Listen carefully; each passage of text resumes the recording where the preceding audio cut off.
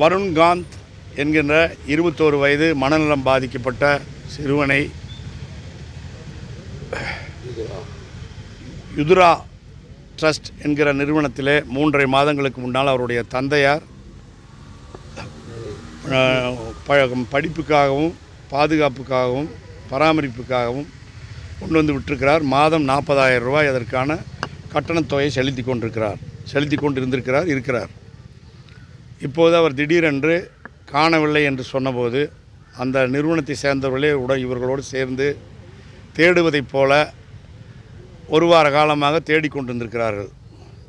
இப்போது இப்படிப்பட்ட ஒரு சோகமான விளைவு நடந்திருக்கிறது என்று தெரிந்ததற்கு பிறகு நம்முடைய சூலூர் எம்எல்ஏ கந்தசாமி அவர்களுக்கு நெருங்கிய உறவினர் அவர் என்னிடத்திலே தகவல் சொன்னார். நானும் இப்போது காவல்துறை ஏஎஸ்பி அவர்களையும் ஆய்வாளர்களையும் சந்தித்து கேட்டிருக்கிறோம். சரியாக குற்றவாளிகள் யாராக இருந்தாலும் எந்த கட்சியை சேர்ந்தவர்களாக இருந்தாலும் உரிய முறையில் விசாரித்து குற்றத்திற்கு ஏற்ற சரியான தண்டனையை பெற்றுத்தர வேண்டும் என்று கேட்டிருக்கிறோம்.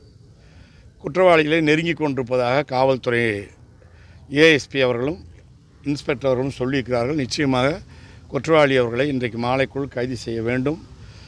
அவர்கள் யாராக இருந்தாலும் குற்றவாளிகளுக்குரிய தண்டனை பெற்றுத்தர வேண்டும். சம்பவத்தை பற்றி சரியான விசாரணை கொண்டு சென்று பாரபட்சம் இல்லாமல் நீதி வழங்க வேண்டும் என்று கேட்டிருக்கிறோம். இந்த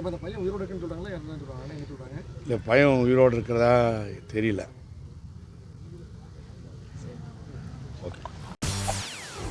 செய்திகளை உடனுக்குடன் தெரிந்து கொள்ள உடனே சப்ஸ்கிரைப் பண்ணுங்க.